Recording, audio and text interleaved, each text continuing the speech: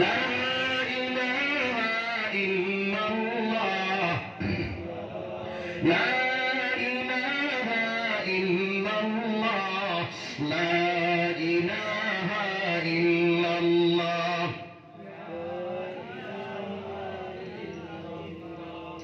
লা ইলাহা ইল্লাল্লাহ, লা ইলাহা ইল্লাল্লাহ, মুহাম্মাদুর রাসূলুল্লাহ সাল্লাল্লাহু আলাইহি ওয়াসাল্লাম। তাহলে আমার 1 নম্বর ওয়াজ হইল একই আল্লাহর উপর হইত, 2 নম্বর ওয়াজ হইল হালাল খানেওয়ালা আমরা বলে দিতাম সবাই কথা ইনশাআল্লাহ। 3 নম্বর ওয়াজ হইল আল্লাহ রাব্বুল আলামিন ওই মা রহমার মধ্যে 10 মাস 10 দিন চরে রাখার পরে আল্লাহ রাব্বুল আলামিন দুনিয়ার জমিন প্রসব করায় রে ভাই। ওই সময় আমার আল্লাহ দাঁত করে নিমক হারাম বান্দা, কিরা করে তুমি আমার নিমক হারামি করো, কিরা করে আমি আল্লাহ থেকে দূরে সরিয়ে যাও। তুমি জানো তুমি যখন দুনিয়ার জমিনের মধ্যে প্রসব করলায়, দুনিয়ার কোন সামান, দুনিয়ার কোন আসবাব তুমি খাইতে পারো না বান্দা। আমি আল্লাহ তোমার মার স্তনের ভিতরে দুধ সৃষ্টি করিয়া দিলাম, সুবহানাল্লাহ। 1 ফুটা দুধ যদি তুমি দুনিয়ার জমিনের মধ্যে বাহিরে রাখিবে, 1 ঘন্টা 2 ঘন্টা পরে দুধ ফুটাই নষ্ট হয়ে যায়। কোন পাত্রের মধ্যে রাখলে 12 ঘন্টা পরে আপনার দুধ নষ্ট হয়ে যায়। আমি আল্লাহ তোমার মার স্তনের ভিতরে 24টা ঘন্টা দুধ রাখি রে বান্দা, তোমার দুধ ফুটাই নষ্ট হয় না। 24টা ঘন্টা আমি আল্লাহ উলমি গরম বানাইয়া রাখি, পাওনা সুবহানাল্লাহ। এরপরে আমার আল্লাহ যখন বান্দা ওই মার স্তন থেকে তুমি দুধ ফুটাই যখন পান করো, আমি আল্লাহ তোমার মার বুটার মধ্যে একটা ছিদ্র দিলে পারি। 1 ছিদ্র যদি দিতাম তাহলে তোমার মুখের ভিতরে অতিরিক্ত দুধ চলিয়া যাইত, তুমি দিন খাইতাই, তুমি কষ্ট পাইতাই রে বান্দা। ওই জায়গার মধ্যে আমি 1টা নয়, 2টা নয়, 3টা নয়, 4টা নয়, আমি আল্লাহ 32টা ছিদ্র করিয়া দিলাম, সুবহানাল্লাহ। 32টা ছিদ্র দিয়া আমি 3 ভাবে আস্তে আস্তে তোমার মুখের ভিতরে দুধ পৌঁছাইয়া দিলাম। ওই দুধ ফুটাই না খাইয়া খাইয়া যখন তুমি 6 মাসের ভিতরে পৌঁছে গেলাই, এখন দুনিয়ার সামান তুমি তোরা তোরা চিনি পাও। এখন তোমার মার তো বিস্কুট দেখলে চাও, বিস্কুটটা খাইবার লাগিয়া, তোমার দাদার তো বিস্কুট দেখলে চাও, বিস্কুটটা খাইবার লাগিয়া। আমি আল্লাহ দেখলাম ওই সময় কেন জামি দিয়া যদি বিস্কুটের মধ্যে চাপা মারো বান্দা, তাহলে তোমার জামিটা নষ্ট হয়ে যাইব। ওই সময় কেন আমি আল্লাহ বিস্কুট খাবার লাগিয়া তোমার জামির উপরে দাঁত বাইরে করিয়া দিলাম, খাওয়া সুবহানাল্লাহ। তোরা জুড়ে খাওয়া সুবহানাল্লাহ। আমার ওই আল্লাহ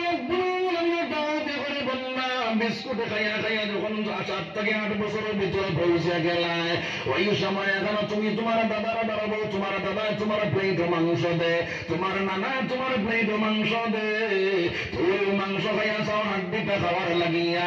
আমি আল্লাহ দেখলাম বিস্কুট খাওয়ার দাঁত দিয়া যদি তুমি হাড্ডির মধ্যে চাপা মারো, তাহলে তোমার দাঁতটা ভাঙা চূর্ণ বিচূর্ণ হয়ে যাইবে রে বান্দা। আমি আল্লাহ বিস্কুট খাবার দাঁত উঠাইয়া নিয়া আবার ফিরিয়া মজবুত দাঁত বাইরে করিয়া দিলাম, সুবহানাল্লাহ। এরকম তুই আমার ডাকনেওয়ালা, আমার স্মরণ করনেওয়ালা বনি যা, আমার ইয়াদ করনেওয়ালা বনি যা।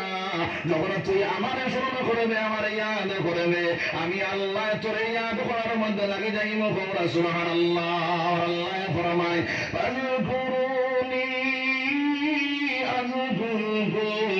বন্দারে যখন তুই আমার স্মরণ করনেওয়ালা বনি যাস, আমি আল্লাহ তোর স্মরণ করার মধ্যে লাগি যাই, সুবহানাল্লাহ। আল্লাহর নবী দিয়ে ফরমায় যদি আল্লাহর বান্দা আল্লাহর দিকে আটিয়ে দিয়ে রব্বুল আলামিন তার দিকে দৌড়াই দৌড়িয়া গই যায়, আমার আল্লাহ সকল সমস্যার সমাধান করিয়া দিব রে ভাই।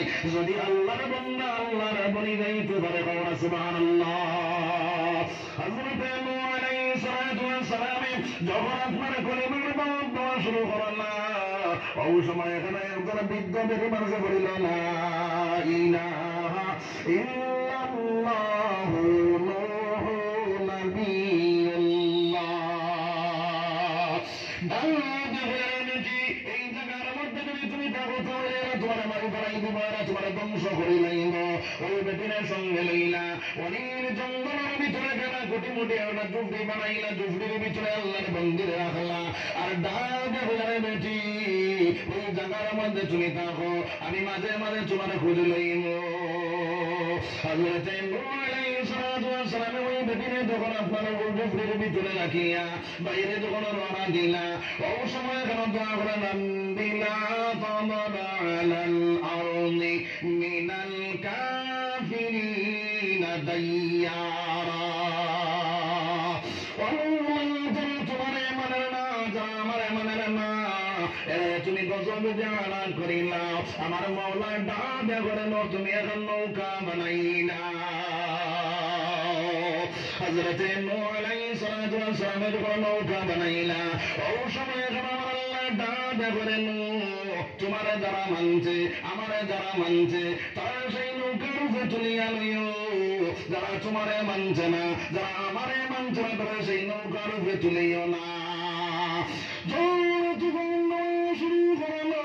আরে প্রাণ শুনলেই যখন প্রাণাই গেল, যারা মৌলারে মানছে, যারা তারে মানছে, তারা সেই নৌকার উপরে তুললা।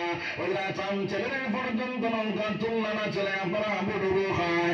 ডাকে বলে বাবা আল্লাহ বলিয়া মানিলাম, আমি নবী বলিয়া মানিলাম, তখন তুমি বাঁচি যাই নাই। ছেলে উঠিয়া আব্বা জান আমি তোমার আল্লাহ বলিয়াও মানি আর না, আর তোমার নবী বলিয়াও মানি আর না। নাউযুবিল্লাহ।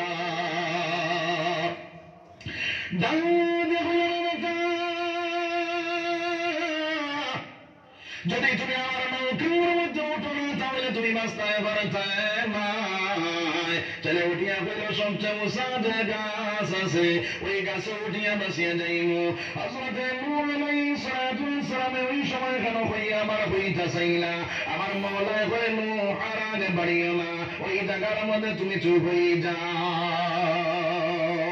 হযরতে নূহ আলাইহিস সালাতু ওয়াস সালাম ওই জায়গার মধ্যে যখন চুপ হয়ে গেল, সামনে টান ছেলে হাবুডুবু খাইয়া মারা গেল। অনেক জঙ্গলের ভিতরে যে বেটি তুই আসলা, সেই বেটির কথা বাবুরি লাইলা, সেই বেটির তো নৌকা তুললা না। প্রাণ যখন গেল মনে করিয়া গেল, অনেক জঙ্গলের ভিতরে বেটি মানুষ তুই আইলাম, এই বেটির তো নৌকা তুললাম না। এই বেটি আসেনি না নাই, ওই বেটির